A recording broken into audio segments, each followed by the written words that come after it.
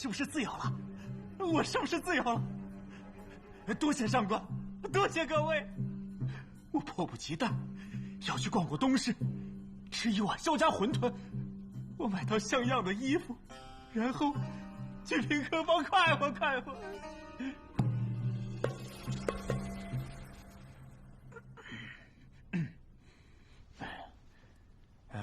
去平康坊，我也只听歌姬弹琵琶。几个月了，耳畔没有丝竹声，我真是受不了啊！你真的没有写过血书？没有啊。要不然你们再看看，有手指头多疼啊！我可下不去嘴。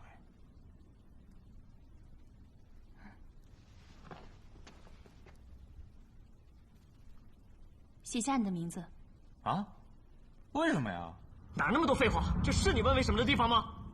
哦，我写。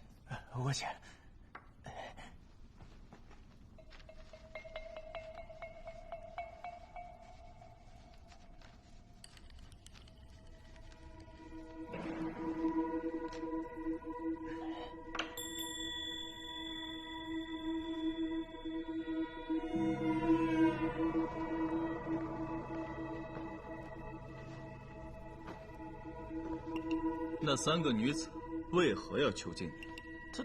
他们是歹人呢。哦，那你解忧郎的绰号是怎么来的？是，怪我，是我先勾引他们，这点我认。后来我想抽身，可没走成啊。自作自受，你这样的品行，不配考取进士。滚回老家去吧！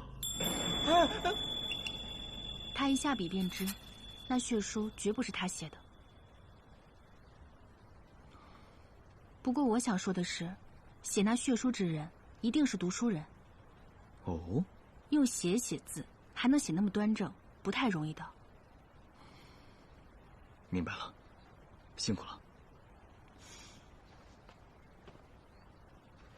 3个女子是邻居，又都是寡妇，这种情况在修真坊多吗？不多，我相信这到哪儿也应该不多。他们一直住在那儿？那倒不是，阿聪那是从小住在修真坊，招了上门女婿，那个人倒是挺老实的。再后来呢，就不知道是得了什么病死了。曼娘和阿花呢是前几年相继搬过来的，曼娘早一点，阿花呢晚几个月。那个时候阿聪的丈夫还在吗？哎呀，这我可要好好想一想了。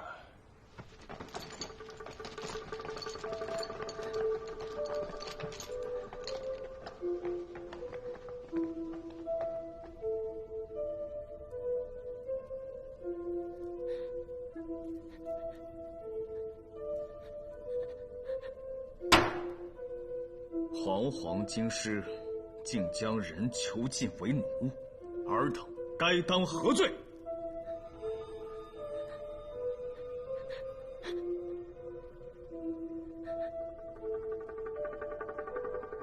薛旗长，他们不答话呀。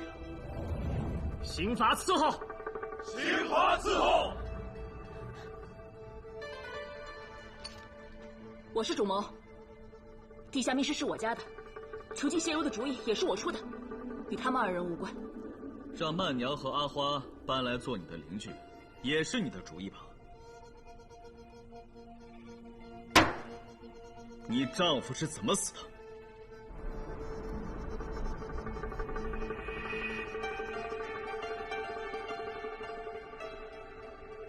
把他压下去。是。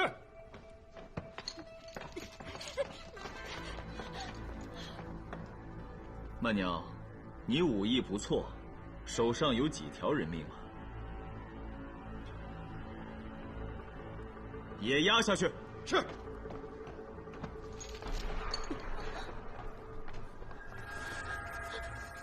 阿花，我是从犯，我是做过刺客，可一直都是协助，我自己没杀过人的。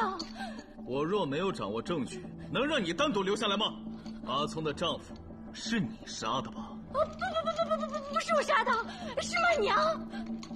曼娘是我和阿聪的上线，怪我不谨慎，让阿聪的丈夫知道了以前的事。曼娘招呼都没打一声就下了手，血溅了我一身，吓死人了。以前的什么事啊？也没什么事啊。不招。老罗、老贾、老刘，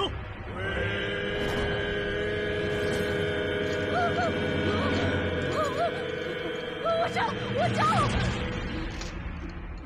曼娘是血滴的刺客，我和阿聪是他的下线。你怎么发现破绽？你们去乐游园采蘑菇给他过生日时，明面上他已经搬走了。都怪阿花这张嘴，当然也怪我，竟被解忧郎给勾引了，才落得今天。关于血滴组织，我什么都不会说的，你们直接砍我的头发！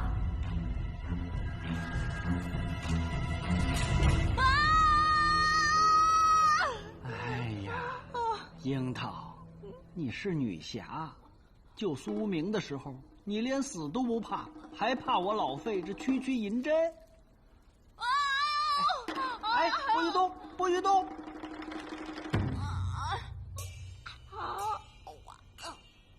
好了，虽说已经起针了，但是你还是多趴会儿啊。哎呀，放心吧，有我老费在，保管无虞。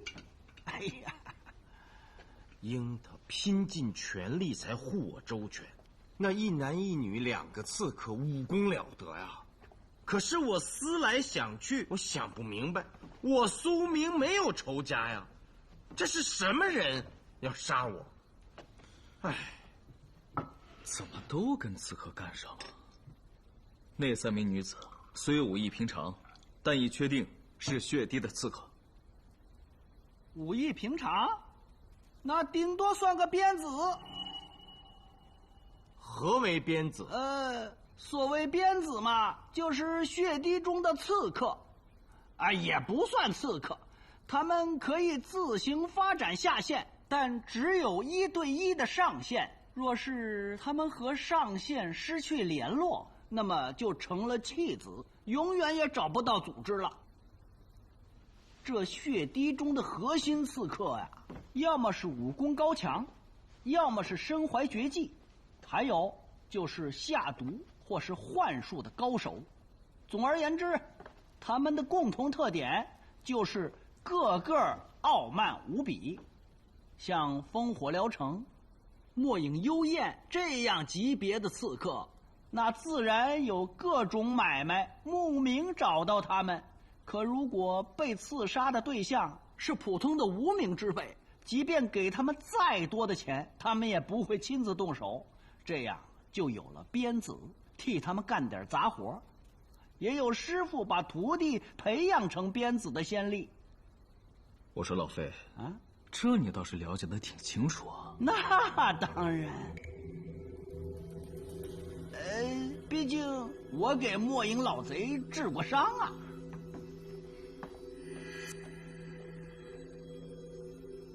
苏明，这个你要不再看看？你说是15天之前，可老费推断是在5日内。哦，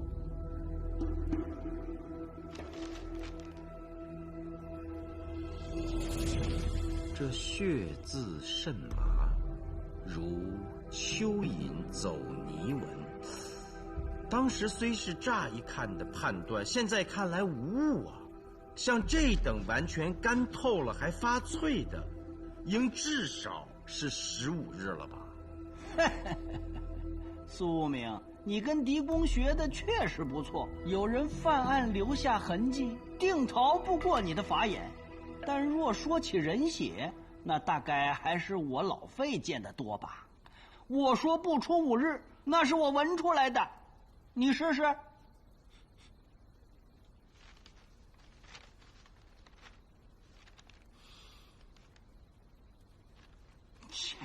你们的鼻子都不行，没闻到血腥味儿？没有啊。你多抠下一点来，溶之于水再闻，尤其是那个蟹字，或者是叫那个解字。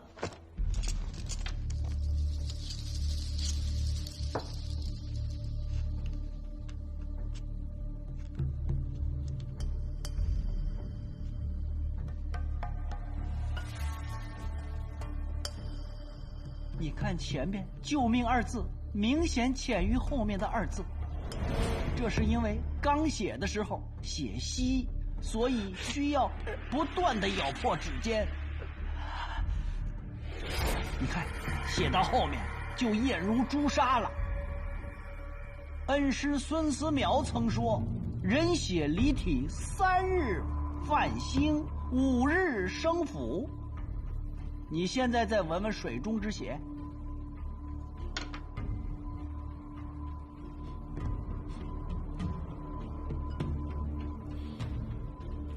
确实有淡淡的腥味，此乃血中精气未散之象。按《黄帝内经》血气衰变之法推算，绝超不过5日，当在3日至5日之间。可这字迹的干裂程度，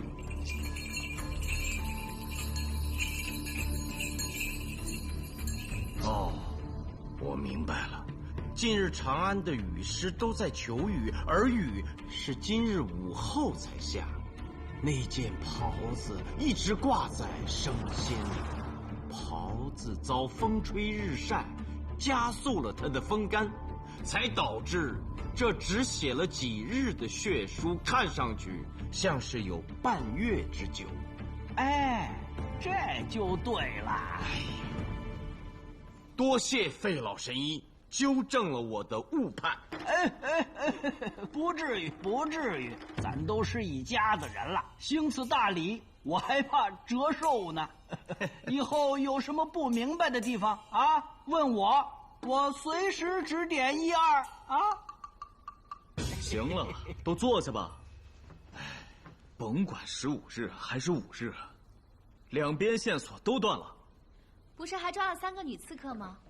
也算大有收获。你们说巧不巧？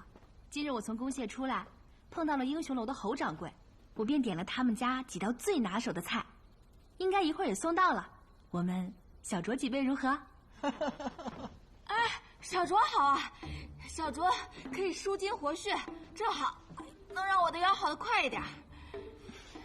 阮大雄出塞去了，侯掌柜独掌酒楼，事儿可不少呢。店里的伙计本来就不多，你还大老远的让人送菜过来，岂不是耽误了英雄楼的生意？听着倒像是卢参军入股了英雄楼的股钱。再说了，怎么会让他们家的伙计送？我是叫了跑腿去取。这些日子大家都很忙，卢凌风和薛环住公廨更是难得一聚，却来不及下厨烧菜，只能这样子了。我刚才已经叫薛环去把好酒了。哎呀，还是喜君懂我。我这个鎏金乌马衔碑文银壶已经空了。哎，喜君送我这个壶，我起的名儿好听吧？好是好，就是有点拗口。哎，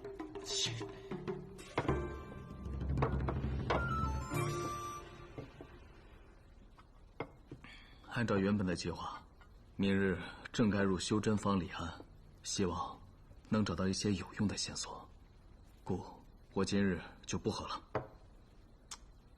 哎呀，最近查的案遇到的事儿，都跟这个修真坊有关。要不明日我陪你同去？哎，是你主动要去的，别抱怨。为了探案，我何时抱怨过？辛苦你了，你的跑腿费。哎，多谢小姐。